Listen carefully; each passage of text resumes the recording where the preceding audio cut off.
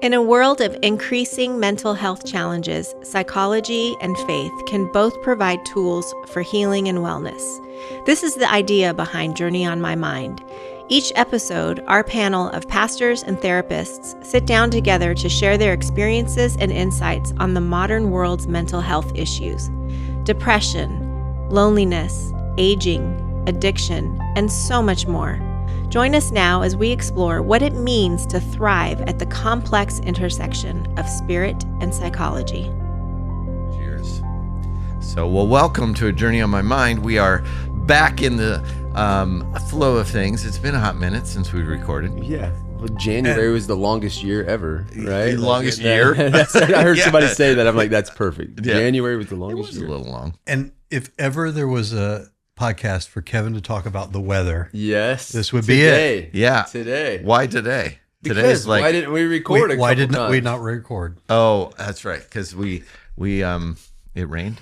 Oh, the one time Kevin has the runway for it. Talk about the weather.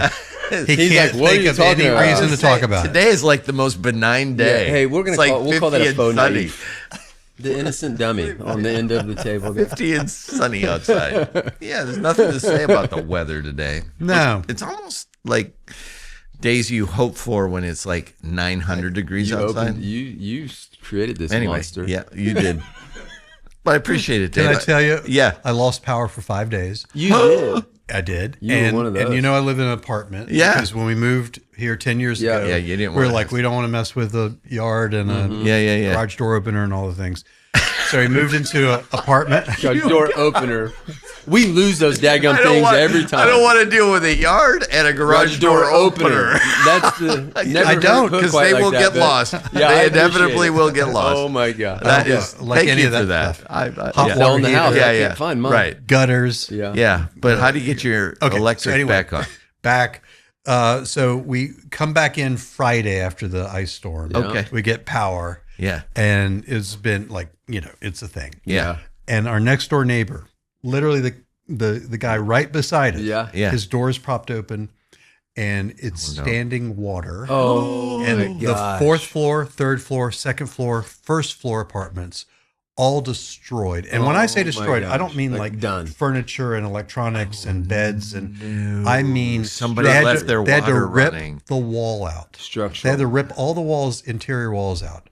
That's how bad it was. And here's what happened. Fourth floor, they thought, pipe burst. No. Yeah.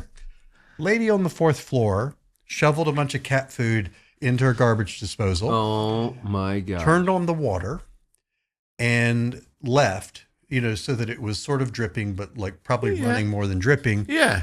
Cat food expands. Oh, my gosh. 5 days, she's like out of there, water just gushing. Oh, that's a movie. For 5 days. That's crazy. Destroyed 4 I bet apartments. you're so thankful you got your apartment number. Oh not my one gosh! Less or more. Had I been at one over, we'd be homeless. So we'd be like living. So what happens then? They rip out the walls. No, what happens to the you person pray who that they does had that? renter's insurance. I mean, right? I don't know. Do they murder that person and then ban cats? Well, no, I would place. think think public shaming would be I'm doing it better right now. better than murder, because just take them and walk them through the For a minute, the I thought town, it was just us here. walk them through the apartment building. This one, it was her. It was her. It was that her. old lady. Yeah, That's funny. Man, I'm sure everybody knows. what a nightmare. Oh Nightmare. my gosh. Yeah. Our I had a lot of shame around it because Around because you don't have cat food. No, because we didn't get really like where we Nothing were at. happened. Nothing happened. Like Right. our internet didn't even go out, and like people are like home, like losing power for a week and a half. Yeah, We had on our phones like for when we toughed it out for 3 days in our apartment. With Okay. Oh, was it wow. cold? The phones, obviously no internet, no electricity, but the phones also had no cell service. So they had the little SOS thing. Yeah, Oh my SOS. God. So we were like, What do we do? Like, We're gonna have to talk. We're gonna have to. We're hang gonna out. read. Yeah. I guess we're gonna. we read. did read a lot of reading. That's awesome. Yeah. Did it get real cold in there, or was it okay? It got maybe 50, just below, like 4. That's cold. But Yeah. what we would do is so we were just stranded there on Sunday, Monday. By Tuesday, we could get out, and my office had power. Oh. So we went there, worked from there, Yeah. and then stayed there like Till cooked little 9. microwave dinners, Yeah. and watched stuff on the iPad, Yeah. and then came back around 9, and then jumped under the covers. Went to sleep and got up. I probably It was like camp, And the we had about the cold 20 shower in the morning was really bad. No, it had to. I mean, or you either Yeah, that or you. Either that or stinketh, or you put your Yeah. Go to the Ours was gym. only off for 8 hours, so we didn't have it all bad. Yeah. And it only got down to 59 in the building, or in our house. So Yeah. it wasn't like it was like, My plan was to move into Journey. I was gonna. Should've You to been- come in that'd here. been It's like, fine. well, this is not a podcast studio anymore. Yeah. Where are you sleeping, Barnhart? You know? that would be so great. enough couches. I mean, this Enough table's couches. nice. I think that was Rob's fallback too. Just come to the church. They couldn't make you leave. I'll live in the she shed. I don't, whatever. It's Oh, fine. back to the she shed. Yeah. Oh boy. All right. So we have this So we had is a nice an annual storm. event. Yes, annual. Annual event is I have to buy lots of Girl Scout cookies. I work with a lot of moms that have daughters that Sell cookies. sell cookies, and Yeah. so I bought a bunch. So we're giving away Thin Mints. All right. Here's what I'm going to suggest. Okay. If someone emails us or otherwise contacts us with a topic that we end up using, Ooh, Okay. I like that. they Yeah. get Thin Mints, and there's not a better gift. Bring your No, ideas. there is That's not. True. There's not a better gift. Can I than leave it like that? Yeah. Thin Edwin? Mint cookies. All right. Yes. And who Thin doesn't Mints like for a your good? thoughts. That's how we named the podcast. We Journey named in it My Mind. Thin Mint. No, No, podcast? from a Girl Oh. Scout cookie. you had a contest. box. You had a box full of That's right. Girl Scout cookies. I had several. I would say, And- like moving box, not a single box like. Oh, this, right, but right. like Yeah, box. like- Yeah, Big like a- moving yeah. bo- yeah, of Yeah, cookies. yeah. And you were done eating like half of them, so we were like, okay, we gotta give these away.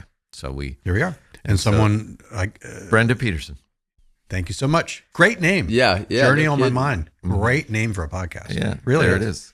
All right. All right. So Moving on. Thin Mints can be yours for your thoughts. Yes, It has to be a good topic that we end up picking. and we have using, gotten a few that way. we've done that. So Yeah. That's a lot of rules, Dave. That- Golly, this is supposed to be a fun competition. it's really only 2 rules. Okay, thanks, all right. Thanks, Sam. Propose a topic and then we use it. Yes. It's simple. Man, Simple. Not a lot of Not a lot, right? So, and send those suggestions to Sam at journeygn.com. There you go. To Dave at journeytn.com. There is no Dave. Send him my way. There's I'll an take him. Edwin at journeygn.com. That is true.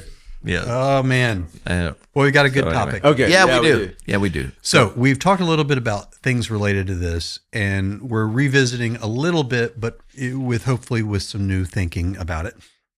And the idea is, I think we're all. I mean, I don't care where you're landing politically or socially. We're all like, how are we living in this world where we're watching the same thing and coming up with very different conclusions? Totally. Or maybe we're not watching the same thing, but we're Yeah. and everybody's so convinced that they're right. Mm-hmm. Everybody's so convinced. Yep. So we want to talk about perception, Yeah. and hopefully we pull this together to the end and then talk about it in a church community context and sort of the church in culture and all that. So Yeah. I want to lay a little bit of a foundation, then we talk about All that. right. Okay. But Let's do it. I want to ask you guys, and this is not a quiz. This is just more of like what's your experience? Why do you think people see the world so differently? Like what do you think the factors are in that? What you probably Yeah. think of family members, friends, and they're like, we live on different planets. Like we're in parallel universes Yeah. here. Why? What's your Well, I take think- on why? So I think some of this, it's interesting because just my wife and I have been having this similar conversation about this. Yeah. Just, coming from, grew up in Indiana. We live in Nashville now, and it's different. So I think sometimes where you Your live, social context. yeah. Also, nurture, at how you were raised, the family, your family of origin, and what they believed and what they instilled in you. I think are two big things. That's I would 100% agree. Okay. Yeah. Yeah. I think the algorithm on your phone, Yeah. on your social media, will determine what you see and what you don't see. That's a newer one, but It is. Yeah. But I think people see, like, when for example, when Charlie Kirk was shot, yeah. and depending upon your vantage point of that that event, you could get clips of great things that Charlie Kirk said about faith and gospel and being, and then you could get the other side of it, and never get the other. The other side of it being he made some racist statements, they or totally he made miss some each other. right. Yeah. And you would look at your phone saying, well, how could people really like this guy? And then you look at your phone and go, well, how could people not like this guy? Yeah. And We're only getting part of the information. You're getting a view. Right. You're getting one point of view. And I think that's true. And I'm going to relate this to the church. I think that's true of the church. Yeah. If you go to a church and a pastor has a particular point of view, whether it be a doctrinal position, whether it be a political position, whether it be a social position, all of those things, he will or she will present that information in such a way that it's compelling enough to go, well, it sounds like it's right. Yeah, I'll buy into that. And I trust this person, so I'm going to look at the world that way. So part of it's where you get your information, part of it's where you read. I think there's so many different ways. I think so too. And so the hard part is actually being open-minded. Yeah. Anyway. No, it's great. I'm going to agree with everything you said. Oh, okay. Wow, that's rare. Yes. Wow. Edwin's doing a little. Yes. Fist Edwin bump there. feels better now. He doesn't have to edit anything. The last time we got in a fist fight, he had to edit that whole thing out. I know, that was bad. It was. I'm sorry for the right cross. I had to get new glasses, Dave. Sorry for the beating that I gave you. I have been in one fight, by the way, in my life. You have? Yeah, Only Gary one? Rudiger in 6th grade. That Yeah. sounds like a bully. Yeah, well, Rudiger. he just came. Oh, never at mind. me Sorry, on Gary. the playground he took a swing at me for no reason, and I ducked and I grabbed his arm and I threw him on the ground and he ran off, and I told Keith Torian I think I just had a fight with Gary Rudiger. Anyway. We digress. We're good at that, by the way. Oh, so That's really here funny. we go. I got several stories. I'm going to agree with you about all that stuff. I'm going to back up even a step further. All right. Okay. All right. So I'm thinking of this a little bit like a layer cake, right? Oh, yeah. Base, then add a layer, then add a layer, then add a layer. Love a good layer cake. I do not, but I do. oh, there we go. You brought it up. Exactly. Oh, I just got backhanded. Cut that. So I would say let's start from birth. Okay. All right. Okay. So here we go. Man. Okay. So everybody, Every human body, Everybody. without exception, has what's called a temperament. Okay. A temperament is not your personality, Okay. but a temperament is a series of traits that predispose you to certain things. So some people look at temperament as having 6 aspects, some say 9, some say whatever. But the idea is that there's some things that are just hardwired. Yeah. You know, if anyone that has had more than one, a sibling, anyone that has had their own children, plural, you know that it's different. Yeah. From day one, this kid is like cuddly and easy and regular in their sleep, and this one's like prickly and you know, mad. And, right. Yeah. So things that have to do with how regular a person is on schedule, their mood, their activity level, their persistence, their all those things are actually wired. Yeah. That's a There's wired no one thing. doing that. Right. That starts day one. Okay. So you come out with temperament, you've seen it. So the hand's been dealt. Here's your hand. That's right. Now, Okay. that is not predestination. It is not your You can work with it. yeah, it's but not, it's not your destiny. right. Okay. It's, But it predisposes you. Yeah. yeah. So I'll give you a personal example. And all my children are adopted, so it's interesting on that level because they do not share Yeah. genetic predispositions from Right. us, like most biological Biological kids kids do, often do from one parent or the other. I begin to wonder sometimes. But hey. One of our kids is super, like, just very active, busy brain, wanting to be active from day one. It was the kid that was always looking around, not like melting into you. Yeah. Was a little bit prickly. Yeah. And it's interesting that predisposition would be a certain way, right? In terms of where, but because Ellen was the mom Ellen was very affectionate. Yeah. And so you could see that temperament being sort of shaped a little bit into, and then by the time that kid was in middle school, desiring of hug and cuddle, whereas before it was more prickly and like everything was irritating and all that. So it can be shaped. Okay. It's not fixed. It's not predetermined. You're kind of given this, but that within that range, it can be shaped. It's sort of sending you, it's predisposing you down certain lanes. Okay. Makes sense. All right. And then those lanes become personality. So personality is what is the long-term enduring patterns that may be shaped they are shaped partly by your temperament. Not entirely, but partly. Okay. Are you with me? Yeah. Okay. Yeah. Makes sense. That's a mic line. Are you with me? Are you with me? Yeah. Can you hear me? Yeah. That's mine. Can you hear Have you dozed off? Right. So think about the implication of this already. Oh, yeah. So from very early on, some people are predisposed to being more grumpy, some more happy, some more active, some more persistent, some more regular, some more fearful, some more socially approaching, some more pulling back. Yeah. And what that starts to do about how we experience the world. Yeah. Then you take their experience of the world, and that's the next layer. So that's what you guys were partly referring to. So we didn't go quite far enough back. So some of it is temperament that we're kind of given. You start temperament, and then you kind of put it into, all right, what is your family culture? Yeah. What is your school culture? Yeah. How are you influenced by your siblings and your peers? What messages are your parents and your teachers giving you? Mm-hmm. What information are you having? What are positive and negative experiences?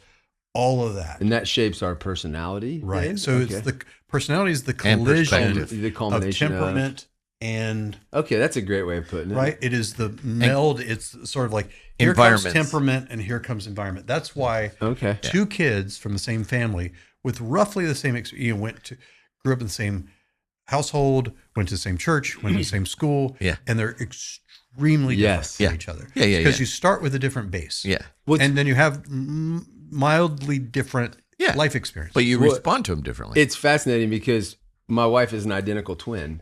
Yeah. And so some of all of it we, you can see the distinction now, as they've grown up and gotten older, had their own lives and stories. So that's just really fascinating. It is fascinating. And, identical twins. It's amazing. It's like genetically identical people. Yes. But then over time, they diverge in some. Yeah, absolutely. Okay. Yeah. That's really, this really makes sense. cool. For sure. Yes, it makes a lot of sense. There's so many stupid questions I want to ask I know, now, me but too. Well, let's pause. No. The stupid questions have nothing to do with I see. It's podcast. Back to fighting. No. It would have been one to lob at Sam over there. And I'm just going to let it roll. There you go. I like the little meta process of like, I'm not going to talk about this thing. Yeah. Just so you know. I'm showing restraint. I love it. This is a new Kevin. Yes. 2026. It's 2026 Kevin. My perspective has changed. All right. So take that stuff that we've already talked about and then say, for the most part, this is not always true for every single individual. For the most part, humans are wired for relationship and connection, and they desire that kind of connection. Yes? Yeah, we would say that's biblical. And yes. And out of that, they start to gravitate toward people that are like them, have similar interests, similar whatever. And those things then become very sort of tribal. Okay. And I don't mean tribal always in a bad way. I mean tribal like you see in the world through the same lens. We've got our little tribe over It makes here. a lot of sense, Dave. Yeah. It's your community. Yeah. It is your community. Which So we are also, I believe, hardwired for. we are. So you like a church community. Yeah. There's a certain culture to it. Different local churches have different cultures, and like For sure. But people gravitate to one church because of certain things, Right. or certain relationships, and then they gravitate toward another because it's different. All that's informed by all the stuff we're talking about on this layer cake. Yeah. The temperament / personality, life experience, then to this. Now we're tribal. Yeah. Okay. Okay. Now, on top of that is the stuff you're talking about, which is Is that the frosting? here we go. Frosting is the stuff in our culture now that increases what our tribe reinforces the hears, right? Okay. It's reinforcing it. You're getting this side of the story and you're getting this side of the story.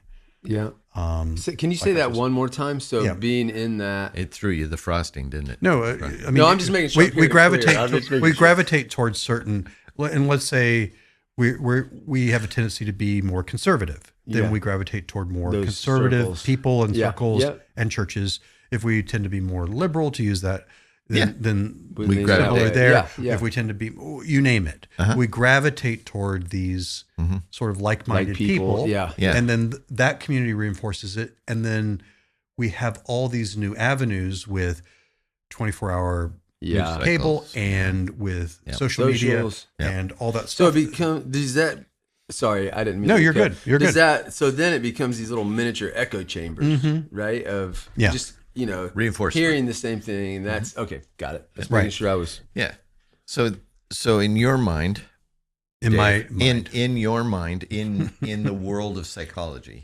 Okay. As people age, as they get older, do they have a tendency to become entrenched in a perspective, or do you find that that's not a pattern? It just is like old dog, new trick. It can be, yeah. It just feels like to me, if I've, in my experience here with fellow Christians, with some family members, some different, once the path is well worn down, like this is my perspective of life, this is how I think it should go, this is what I believe God has always taught throughout history, even though when presented with a different alternative or presented with, hey, maybe we didn't interpret that right, or we missed something. And there's good solid facts that back that up, and the response is, no, I'm going to keep doing what I've been doing. I really struggle with that. With now, I don't know what to do with you. Even like in the realm of Christianity, in the realm of just how I treat my neighbor, in the realm of the value of another human being. In those arenas, I really do struggle with, can we move like 10 degrees? Can we move a little bit? Or even just outside of that well-worn rut, so we can have conversation, right? You know, So I don't know. In the world of, I see it in the world of faith, in a way of, I was taught this as a child. I'm going to believe this until I die. Versus, how about we actually have an open mind about it? Get curious. Do you understand what I'm asking you, Dave? 100%. And I would also say it's, I was taught this, and I'm going to believe it till the time I die. And also that I was taught that there are going to be all these challenges that I have to kind of stay the course and that was a value that I grew up with of like, I don't want to let these things that I'm hearing or experiences in the world or whatever it might be influence that. And so it's actually seen as a form of faithfulness to be rigidly. Oh, you nailed it. Big thing. And I do believe that is part of what, and the struggle that we now have, I think, in the disunity within the Christian church. I also, just in lots of conversations, I had a lot of friends growing up. I grew up in a town that was half Catholic, half Protestant. And there's this, like, I didn't have this. The Catholic community had this long history, tradition, passed down from generation to generation of, this is what grandma said, this is what grandma said, this is what great grandma said, this is how the faith plays itself out. Teaching like down through the generations. And so if somebody says to a person this has been handed down, that might not be quite right. The Pope might not be infallible. But my grandma, so now you're not telling me that this is, I think, goes back to that family origin stuff. But literally look you in the face and goes, I don't care if he's infallible or not, but my grandma's not. My grandma told me that this is the way it was, so I believe my grandma. So I don't care what you say. I don't care what the facts are. This is true. It's almost like you're talking bad about their family. I was. And I didn't realize I had stepped into that. I said, like, do you really believe that Mary was perfect? Mm-hmm. Yeah. Why? Because my grandma told me so. Yeah. So you kind of go, now I got no argument. It's like God told me. Mm-hmm. Yeah. It's like, it's the same. Because if you tell me I have to not believe that, then everything I know about my family gets jacked up. Right. Yeah. And there's a psychology behind that, but there's also a faith piece behind it. Big time. That I don't know what then you just kind of went, oh, okay, let's talk about something else. Like you're 14 years old talking to somebody, right? Yeah. So anyway, just found it fascinating. No, it's great. I want to wind back to where you started, and then because it's great what you're saying. There is maybe in some instances people as they get older get more rigid, but you can also find people that actually become more flexible softer, in some ways. Okay, and I think there's a good amount of research that says by and large people become more conservative as they age. Okay, now. I think we would we would say, for us and other people we know that might not be true. Okay. Or right? What's the definition of conservative? Right. Yeah, right. Like, I think and that's that we important. maybe have been willing to open up some things. Yeah. But that is a trend for the most part. People so. Yeah, that seems right. So that is true, but part of what you're describing isn't, I don't think, an aging thing or a whatever thing. It is a identity thing. That's what we're up against, and that's kind of what one of the big punchlines is that if we take this sort of progression of the layer cake, it's like we're wired in a certain way that predisposes us. We have life experiences that shape that. Then we kind of affiliate with certain tribes and groups, and then we get into these little hermetically sealed containers that only have certain information in them and exclude other information. Right. Okay, well, that makes great sense. But now what we're up against is that becomes an identity. Yeah, and what do we do with that? It's not just about information and about whether this information is true or not true, or whether this opinion is true. It's about... Now I am identifying, and so I have no interest and no motivation to open up to other things because it is a threat to my identity. If I do that, I could. There's the fear, or it feels risky, like I can lose what I have right here. Correct. And that's really fascinating. Correct. Yeah. So that's really the deeper thing is now we're talking about how someone identifies themselves as part of this tribe or group. Gotcha. Yeah. And this tribe or group believes or thinks these things. And then if I were to think differently, then what happens? Well, I'm excluded. I have to find another tribe. I say that all this stuff that I've believe is wrong. Yeah. Like, what do I do with that? Does that mean everybody I trusted was wrong? Well, it's right. I feel like this is, I mean, especially in the last 10 years, this has been what I think we've seen with, whatever you want to call it, deconstruction or whatever, and the fear that's been around that. And the fear from both sides, the fear with people who are, because I feel like, they're experiencing, maybe feeling like they're losing something. They are. And the people who kind of make up that tribe, whether it's anger or like, whether it presses into their own fears or like it just, and then it creates this chaos, Yeah. I think it's been happening for a while. And I think a follower of Jesus will continually deconstruct and reconstruct. Yeah. Because they're constantly learning new things about who God is. And so as you do that, you go, I had that wrong. Now I understand it better. Yeah. This moves me in this direction or this direction. Well, it doesn't matter what direction it moves me in, but it's a clarification of my faith. Yeah. And so I think the word deconstruction and reconstruction have been a part of my faith since I had a faith. Totally.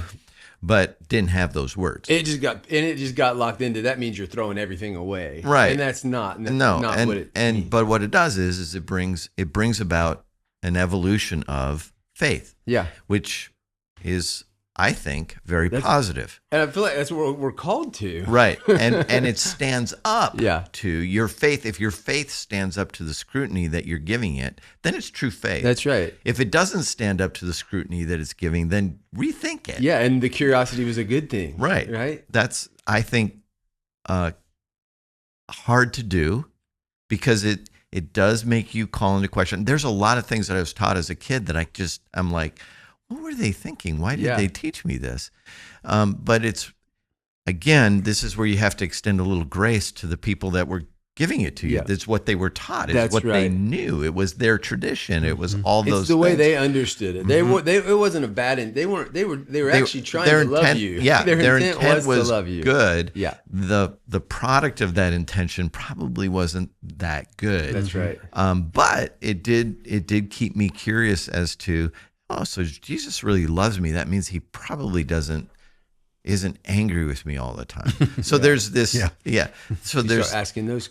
I started asking those questions. As you get older, you start going, wait a minute. Yeah. And if in fact, it's just a prayer, how does that work out? There was a bunch of things that didn't add up. And I could have gone one of two ways, right? Yeah. Keep digging in and throw it out. Yeah. I'm out. Because this isn't making any sense. Or there really is a God, and I'm gonna figure it out. I'm gonna at least try it. Yeah. And don't misunderstand what I just said. I don't have it figured out. Right. But I've continually tried. Well, you're continuing to ask the question and seek. Which is a great thing. That's good, man. No, I think we're hitting some good stuff. But that's perspective. Yeah. Right? Wow. I want to add one more wrinkle and then also continue. Candles on the cake. Here we go. Yeah. And I'm not trying to muddy the water. I'm actually just trying to add some depth to it. That's great, man. Yeah. Smoke and so fire. I think if we're agreed in this sort of model of you start with a certain wiring, you go into a certain set of life experiences that shape that, and then you gravitate toward people that reinforce, and now increasingly those groups are more tribal and more kind of self-contained. Yeah. So you're not exposing yourself to contrary information and all that stuff. Then, by the way, I think there's like a steam train coming or something. Somebody flush a toilet? What's going on? Water running through? So we're going to take this idea, and I'm not trying to complicate it or make it more muddy, but more just add a little bit of texture to it. We have that sort of model of start with your temperament, you go to life experiences that shape that moves you towards certain like-minded people. Now those like-minded people become tribal and self-contained, and that's a big part of what's happening. But here's another piece that we're not saying yet, and that is humans are awful at perception. No. Right? We just on the most basic level, we misperceive things. Yeah. So there's all kinds of reasons that we could talk about that just for itself, but there's all kinds of reasons we perceive visual stimuli, misperceive it, and different than others. Things that we hear, we taste, everything. So remember we may have talked about this, the dress thing. There was the gold dress and the blue dress. That's right. Yeah. You show it, like if we had a panel of people, some of them would see it as blue, some of them would see it as gold. Yeah. Why? That's bizarre, Yeah. right? But yet it makes the point of even at the very basic sensory level, we're misperceiving, and we're missing information and all that.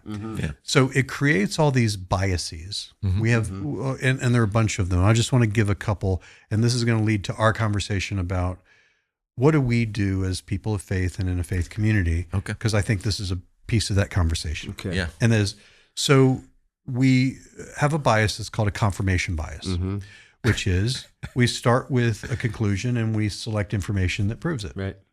That's the easy one. Yep. Right. Yep. So we're in our little bubble. We already have a conclusion, and then we're like, oh, we pick that out, and that part nope, that source is biased, and that part is, and we don't hear those things. So even if we hear them, in our bubble, we've already made up. Made up our mind. The second is that we have what's called an availability bias, which is we make decisions based on the data that we have, and we don't factor in the data we don't have. Think about what's happening, that we've got a body of information that also is excluding other significant amounts of information. For sure. Well, to your point earlier, Kev, So those are examples of bias. A negativity bias is that we are biased toward things that feel threatening, fearful, bad, because our brains are attuned to those things. So we're going to see things as being a certain way because we're predisposed to that as a safety mechanism. Right. I'll make this point really quickly, and then we'll have our conversation about where we go. There is an interesting graph, I may have even referred to it before, where if you look at how the rates of violent crime and you track it with perception of violent crime, more or less, those things with some variation tracked really, really nicely for the most part until about 2002, 2004. And then rates of violent crime, which have been declining since the 90s, continued to decline to, by the way, 1960s levels. Wow. And perception went up like a rocket. Like there was so this much massive gap. Wow. That continues. Yeah. So that sort of, because now why? We're seeing all these things, live. Breaking news. It's just in our face. 24/7. So we have this negativity bias that's saying, oh, the world's actually way worse and way scarier and all this stuff. No, we just know more. Right. Yeah, all that stuff. I think I've said this before. There were some years in the U.S. where there was a domestic bombing every day of the year in the 1970s. Wow. Oh, yeah. Other years where it might not have been every single day, but it was a lot. But it was almost. Yeah. It was 300 or so in a year. Wow. Yeah. I mean, it was. There were years in the early 70s where it was rough. It was rough. 60s, 70s. That's just even recent history. Not even talking about going back we're not going before back to that. the Civil War Things are way worse. The World War II. Yeah. World War I. Well, it was during. It was the Civil War. Right after Vietnam. Right after. Yeah. Point is, we're not in a world that's more violent. We're not in a world that things are getting worse in some respects. Yeah. What is getting worse is this perceptual stuff that's why we're talking about. Yeah. Anyway. So, okay. Yep. So knowing this, where does this take you from a faith standpoint of like, all right, we are just wired for these things, and we're also not perceiving things accurately on top of that. Right. Where do we go from there? Yeah. Well, I think it speaks in a huge way to the community of faith, to people who claim Jesus. We as a church really try to focus on more about how to focus people on the attention around Jesus, who he is, how he lived, what he brings to a life that has given himself over or herself over to following Jesus. So with that comes a change of perspective, because perspective moves off of what is going on really around me in terms of universally to more of a focal point of what is God doing, who is God, how is he involved in the world. So it changes our view of us, rather than an us and them mentality. It is more of a God and everyone mentality. I know that sounds really universal, but in that thought is that Jesus came for the world. He didn't come for an individual. He didn't come for just a particular group of people or just one tribe. Right. He came for everyone. He came for the world. It's described as all humanity, however you want to say that. And so in that comes this idea in our faith is, if he was for all of humanity, then we're for all of humanity. And so our perspective comes more in trying to figure out God's perspective of the world than it does in trying to figure out my tribe, or trying to figure out even a clear, delineated understanding of how Americans see it, or how the Russians see it, or how, fill in the blank right now, how Venezuela sees it. There's a lot that happens in a short period of time where your perspective is changed by, I think, what personally happens to you more so than what happens to the people that you don't know. And so with perspective comes, when I get in a car accident, I now have empathy for people who have gotten hurt in a car accident because I got hurt in a car accident. Or I have empathy for people who got, lost a loved one, or fill in the blank. So what changes us ultimately is personal experience coupled with then how does God see that? I think that's where the faith community helps give perspective to all of the stuff that's going on around us. I don't know if that made any sense, but that's what I think. Yeah. Good. Yeah. Well, I was thinking just about empathy and, that, before like my mom had passed away, I hadn't really lost anybody, and just in my seat in pastoral care, I was sitting with people often who are going through different things, and just the way that having that perspective of losing my mom, how I sit differently with somebody now who is experiencing something like that. So I feel like it's, our experiences shape how we see those things. And we grew up in a context that said, don't let your experience shape that. Right. That there's this truth that you have to find. And we're not necessarily saying that there's not truth. Right. That's not what we're, but more like there's this thing, and here's this interpretation of truth that our tribe is saying. Yeah. And you have to stick to that. And your life experience doesn't matter about how you now think about that. All of that's subservient to the right. And then, in fact, if you let your experience do that, you're now it's an idol, or right. It can lead you away. That's right. I cut you off though. No, that's great. That's perfect. Yeah, I've got just a couple of thoughts to add. Yeah, One is that I'll tell you where this goes for me, and I mean this. I'm literally preaching to myself on this point. Yeah, is that it makes me want to be more humble. And I struggle with that. Right. Not that I think I'm like super boastful, but I'm more of like, I really do think I'm right. Yeah. Just like everybody does. Right, that's right. Like I really do. Yeah. Like I think I've got it. And I have to really challenge myself to be like, maybe you don't. Maybe I have something to learn here. Yeah, right. Yeah. And I've just seen how I've evolved in different ways, big time.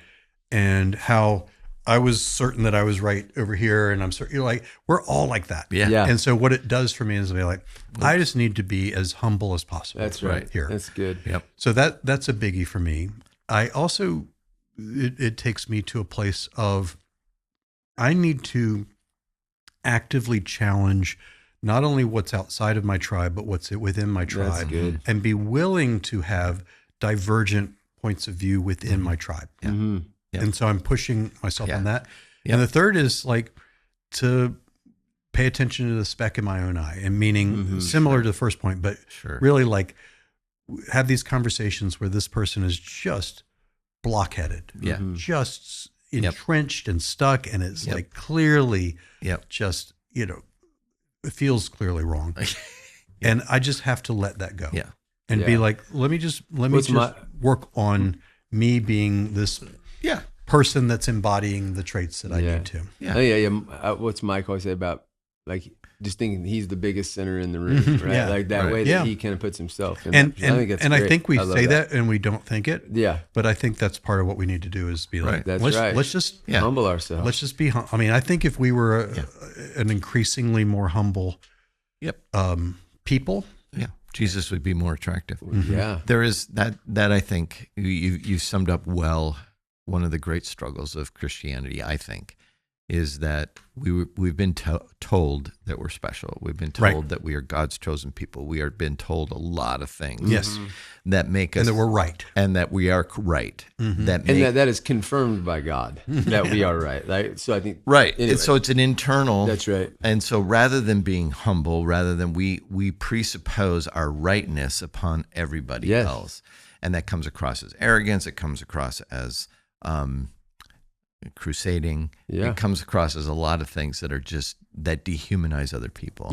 And so that for the faith community needs to be, we could have been wrong, and we can be wrong, and we hold our truths open-handed, but we want to introduce you to a person, not a truth. And that's the difference. Jesus is, yes, he claims to be the way, the truth, the life, but he is a person, and we want to introduce you to a person and be in a relationship. So it's good. Anyway, it's hard. It is. Perspective is hard. Yeah. Yep. That's helpful though. Because we do think we're right. Thanks, Dave. Thanks, Dave. Thank you guys. Good, man. Yeah. Very good. Enjoy that rainstorm. Thanks for listening to this episode of Journey on My Mind. If you enjoyed it, please help us spread the word by leaving us a review and sharing it on your social media. Journey on My Mind is a production of Journey Church in Brentwood, Tennessee. Edwin Rivera III is the show's producer with technical assistance from Randy Hansen. Grant Opperman edits the show. If you have a suggestion for a future topic or a question, you can text us at 615-861-9503. And if you would like to talk to someone about spiritual or mental health issues, you can email our care pastor, Sam Barnhart, at sam@journeytn.com.